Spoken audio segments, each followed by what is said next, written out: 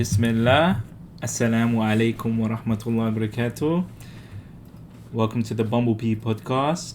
You have your hosts Virgil and Haifa. Hope you guys are well. Today we're going to be talking about health and fitness.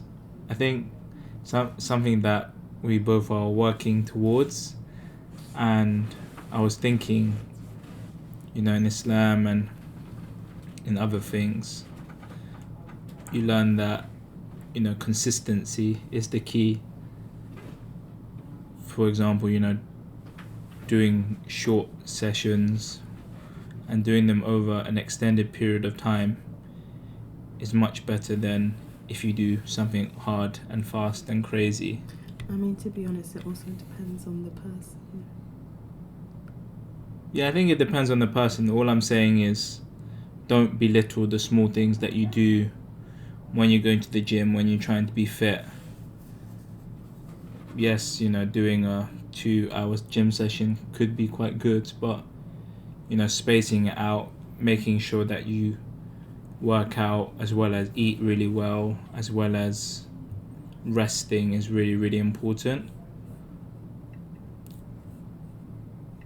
And over a long time, hopefully that will, improve. I think one thing that I've been working on in gym is, I guess, trying to enjoy the classes more. And I think what I've found out is I've been enjoying going to classes that have to do with, boxing or jiu-jitsu or some blend of MMA. And I think that's the same with you, what you found.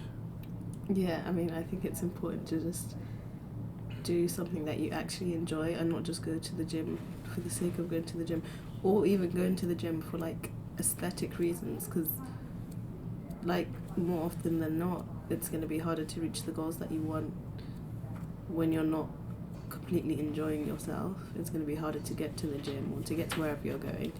So it's just making sure that you're doing something that you also enjoy at the same time. I think there's a difference between enjoying it, because sometimes you might not enjoy going to the gym, but sometimes you have to be present. You have to do those weights even if you're not feeling it. Same with, for example, salah. Same with food. Sometimes you have to have that discipline, which is what exercise teaches you, right? Mm-hmm. Just to see it through day in, day out, whether you're feeling good and obviously whether you're feeling bad as well.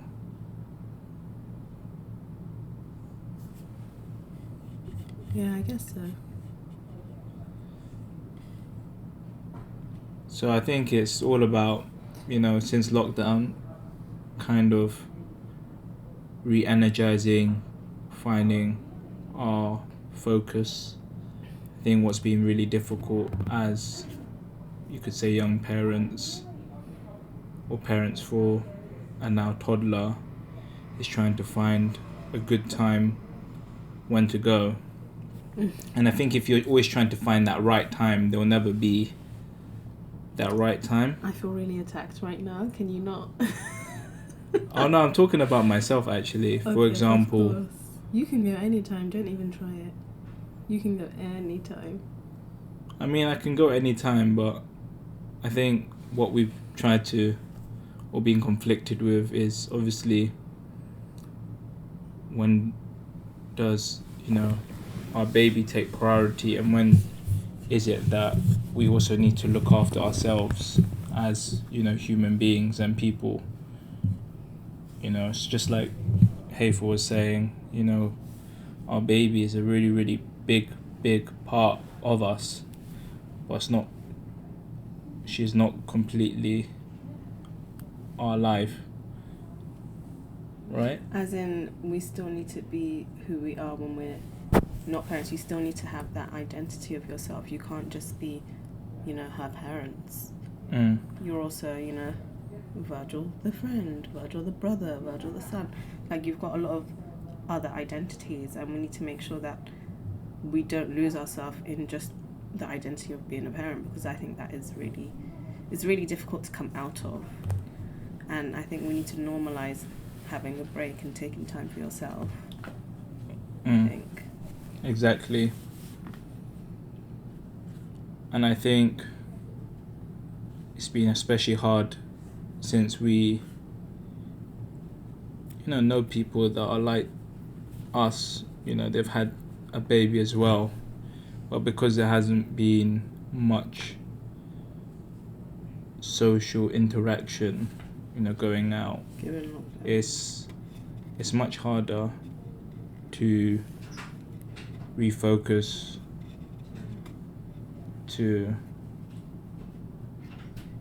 I guess, get help sometimes, I think, with those kind of things, not to feel, swamped by all of these different, things that are niggling at you. And, obviously we're talking about gym, and I think a big part of gym and exercising is also diet and nutrition. Also variety in the gym. I think a lot of people go to the gym and they're like, oh, I don't know what to do today, and they find it hard, and then they end up just training chest. Yeah, just training chest. That's what I do. Every single day when I'm not sure what to do. I think there's not. But if you enjoy that, then it's fine. I thought I had to just mention that. Throwing shade onto me as well. But I think, you can never go wrong with chest day, just like how you can't go wrong with leg day as well. That's true. Obviously not overworking it, but just making sure that you find, I guess you could say, your zone, and then branching off from there. It's your comfort zone, isn't it? It's a good base, I find. When I complete chest day, I can do other things, but when I don't do chest day, then I guess I find myself a bit lost in what to do. Back to what you were saying about nutrition. Back to nutrition, I think, having worked out for so long and having a knee injury,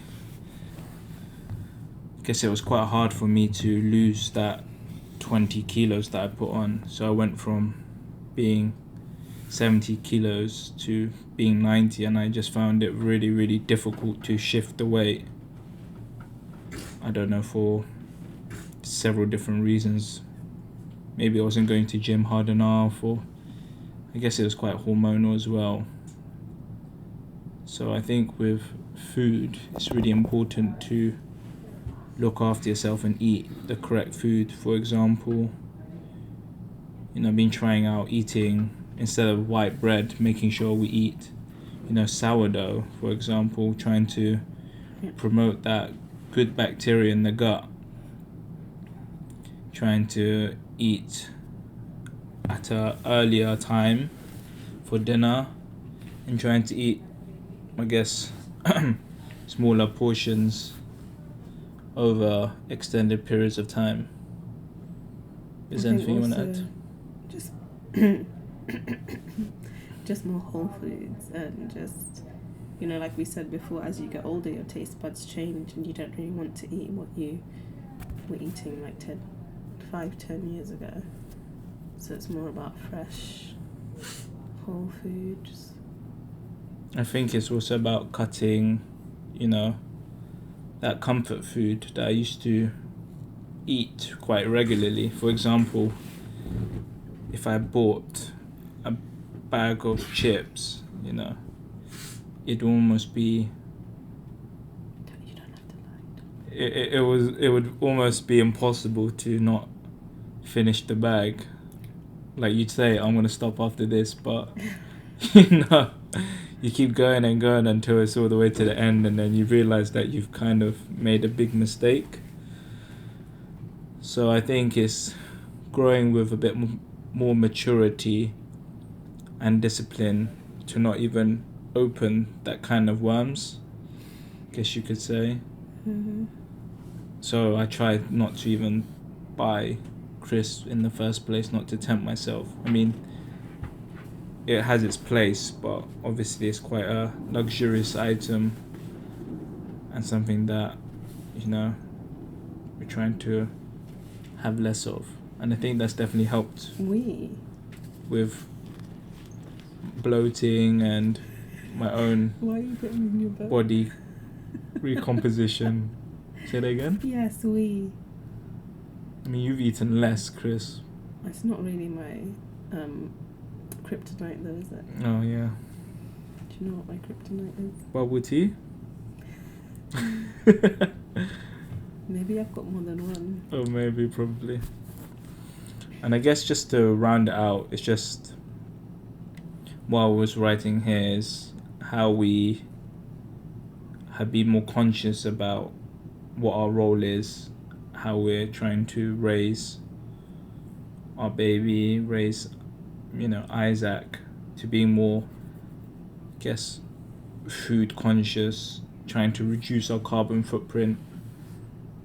I think in today's day and age, there's a big push for eating vegan, plant-based kind of lifestyles, and it has some merit to it. For example, you know, reducing consumption of meat will reduce, for example, greenhouse gases or how much is released out. You know, we can all do our part to play, and I think that's what we've been trying to do. And I thought about how many people are,